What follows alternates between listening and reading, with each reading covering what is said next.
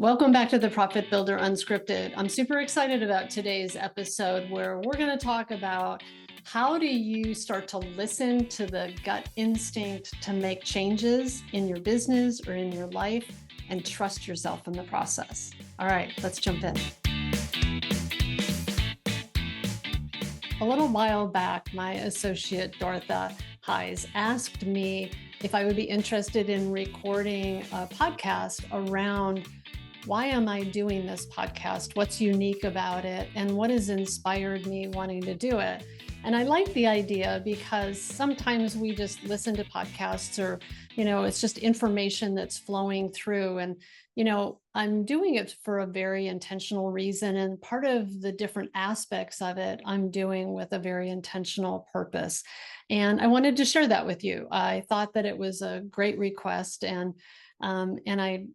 So this is Dortha interviewing me and asking me those questions around why am I doing this and what's the purpose of it? So Dortha and I have been working together for well over 10 years now. She's amazing. She's my go-to person for a whole bunch of different things in my business. And I am so grateful for you. So thank you for all you do. And thanks for asking me to do this. And I'm just excited to sort of jump in. Yeah, it's my pleasure. And thanks for allowing the space to have this conversation, because I think it's going to be fun to share and learn what prompted you to do this. So I'll just dive right in. So tell us what prompted you to shift from doing a blog to a podcast? Well, I've been doing the blog for a very long time and I really enjoyed it for a lot of years. And it's the focus of it had a lot to do with training and teaching. And while I, in my heart of hearts, am really totally a trainer and a teacher, and there's a lot of what I love to do, and to be able to help people build better businesses and be more efficient and all those good things. At my heart, I'm also a coach. And I realized that in my coaching is the whole idea that how we think really starts to drive our behavior. And when we can start to have different thinking about how we approach business or how we approach building a team or managing people or doing sales or running our businesses in general, when we have the thinking, we can start to have a different behavior. And I realized, so one of the reasons was that I wanted to have a platform for being able to talk more about, hey, like, what is it to be a leader? What is it to run a business? And what are the things that can really help you in that journey? That's not just about the tactics and the tools, which the blog is still around and all those tactics and tools are still there. But how do we start to share a different level of conversation about what is it like to be a leader? What is it like to be a business owner? So that was number one. I really wanted to shift it so that it was not just about a head thing and learning and tactics and strategies, but it really started to shift down to more of a heart thing that has to do with communicating and sharing at the level of our shared humanity. So that was one. And two, I really wanted to be able to reach more people. And my blog, if you get my emails, that, an email would be going to you and you would get notification that the blog was there. Or if you happen to do a search and fall on the, on the website, or if you saw a YouTube video, you might see the blog. But I also realized there was a bit of a limited reach in what I could do with a blog, and I could reach more people and serve more people with a podcast. So those are the two big reasons why I shifted from a blog format to a podcast. Awesome. So you touched on it a little bit about the heart and the head, and I would love to hear you share a little bit more about the distinction of listening to the heart and not just the head. Yeah. Well, part of my realization was that I think that we connect with people at the level of how we make people feel, or how we connect with them in our and our humanness or our realness or authenticity, that um, one of the things that occurred to me, and and I will, it wasn't like I woke up one day with this. It was really like I've been on this journey of growing myself as a human being and really looking at what's the difference that I want to make in the world, and what is the contribution that I'm making. And one of the thoughts that occurred to me is that people don't care so much about what you say. I mean, they do, but people really care about how you make them feel. And it really started me looking at, do I spend very much time communicating from my heart? Or do I spend most of my time communicating from my head? And when I do one on one coaching work with people, there's a lot of that, like connecting with people at a heart level, that's our, and really like our shared humanity, and really connecting with people at a more personal level than there is when I'm doing the blog, let's say, or if I'm writing an article or sending an email. And what I realized is that if my goal in life is to be able to touch, move, and inspire as many people as possible to make a difference in their lives and in their businesses, I needed to start shifting the conversation from one of being super heady to one of, how do I connect with people? How do I relate to people more with what they're dealing with day in and day out? And that has been really important, and it's really started to shape how I do the podcasts, and what I'm talking about and what I'm sharing about is really more about like the journey, right? The journey that we're all on as leaders, as business people, as human beings. I think that it's super important. And the more we can share at that level, the more I can share at that level, I think the more impact I can have to change people's lives. And again, that's a goal of mine. It's what it's why I do what I do. Yeah. So you're talking a little bit about legacy, right? That's a little bit what I'm hearing there. Um, so why do you think people sharing their stories is so important? I think it has, people sharing their stories, it has to do with our shared humanity. I think that when we share our stories, it helps us know that we're not alone. One of the things that's really been running through my head for several months, that there's a podcast to be recorded about just this topic, which is, we're like, we've got this constant critic that runs in our head that, I should be more of, or better, or smarter, or faster, or, such and so does it better than me, or, Yeah. like there's this constant press that I think we put on ourselves. And I think a lot of times that we look at other people and go, wow, that person's got it figured out, or wow, I'll never be as good as he or she. And the whole thing about having people share their stories, I think, is a way for us to understand that A, we're not alone, that, a lot of times our greatest learning comes from our greatest breakdowns. Mm, And our when we can share about our greatest learnings as it relates to some of our greatest breakdowns or some of our greatest challenges, I think it has us not feel so alone. I think it has us feel like other people understand our world. I think it gives us encouragement and hope for the fact that be we can that maybe we're not as bad as we think we are as well. And I also think that it helps us not feel so alone. And that, I think, is super important, because mm, I think business ownership is a I think business ownership can be a very lonely journey.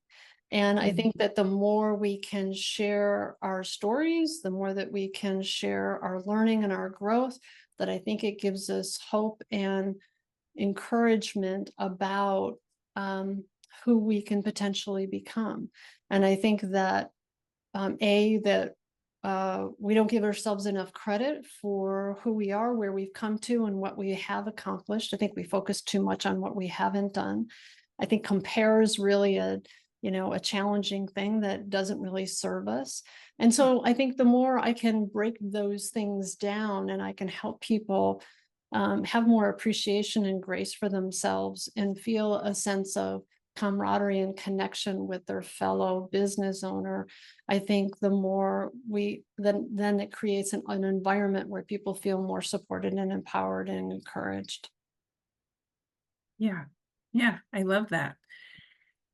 So talk a little bit about why you're so passionate. I mean, I can feel it, and I'm sure everyone can feel it that's listening to this. So tell me why you're so passionate about this podcast. I'm really passionate about this podcast because I'm super excited about the direction it's going, right? I'm super excited about starting to do these interviews, and I've been talking with more and more people and having people share their stories, and that's been super fun. I've loved that sense of connection with people at more of a down to earth level, just sharing myself. That's felt really good. And I'm passionate about all of that because my commitment to the construction industry is to help people be able to succeed at at whatever it is that they want to succeed at. And I believe that as human beings, um, we are so much greater than what we give ourselves credit for. And that if I can provide a platform for people to A, appreciate themselves more, B, have the sense of feeling of support and encouragement along the path, that if I can give them some tools and resources and a way and an opportunity to be able to get closer and accomplish what they want to accomplish, then I've done my work.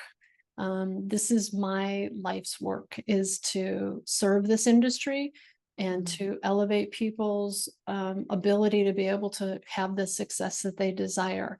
And like I said, I really being able to reach as many people as possible to be able to support that.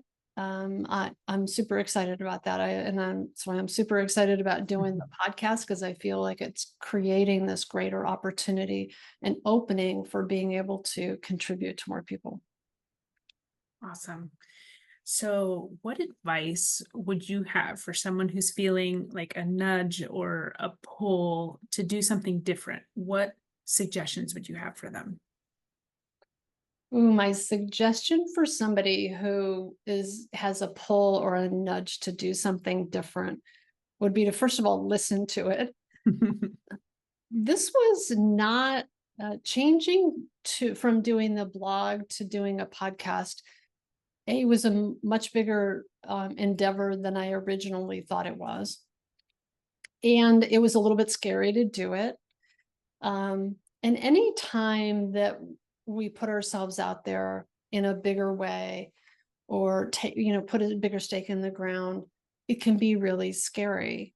And yet the thing that I have learned over and over again, it seems, is that when I get that nudge, when that voice in my head says, you just need to do this, you really need to do this, that listening to it is like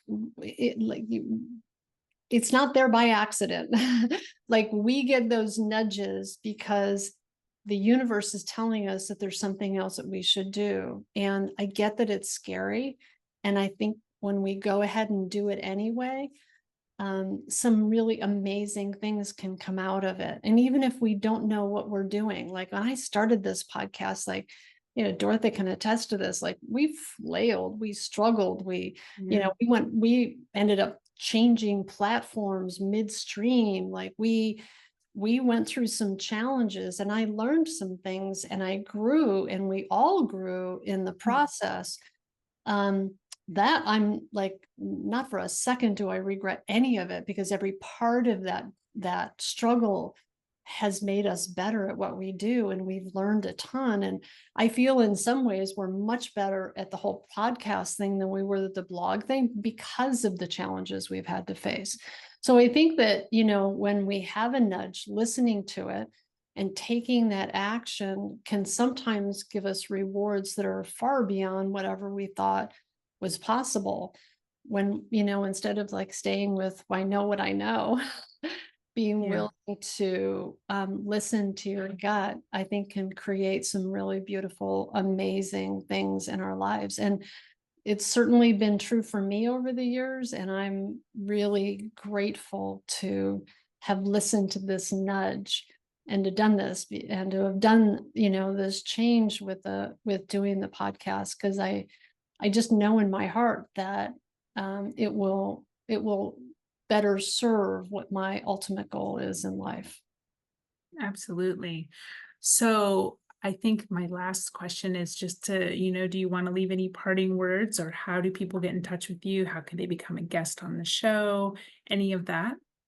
So what I would say is, if you're a couple of things, if you're looking to reach me, you want to chat, find out more about what it is that I do, you can reach me at Vicky, Bicki, at suitorbusinessbuilders.com.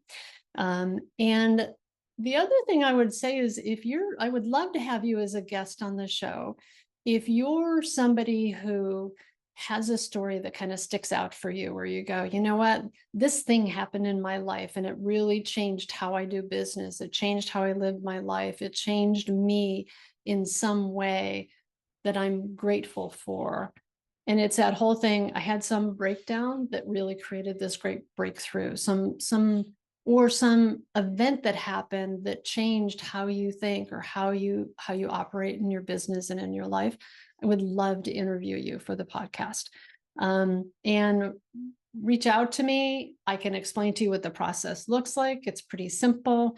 If you listen to the podcast, you'll hear some people's interviews and hear kind of how that looks and how it sounds. And it doesn't have to be something dramatic, yeah,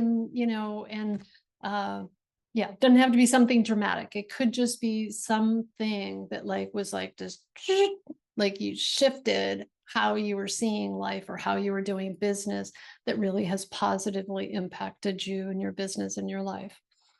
And I think the last thing I would just say is, if you know of anybody else who is in the construction industry who could get value from listening to the podcast, please share it. Like I said, my goal is to be able to support and impact in a positive way as many lives as I can through this medium and in the work that I do. I love working with contractors. I think contractors are some of the smartest people I know. Love this industry, and I really am so grateful that I've had the opportunity to impact it in a positive way. So if you know somebody else who can get value from this, please share it.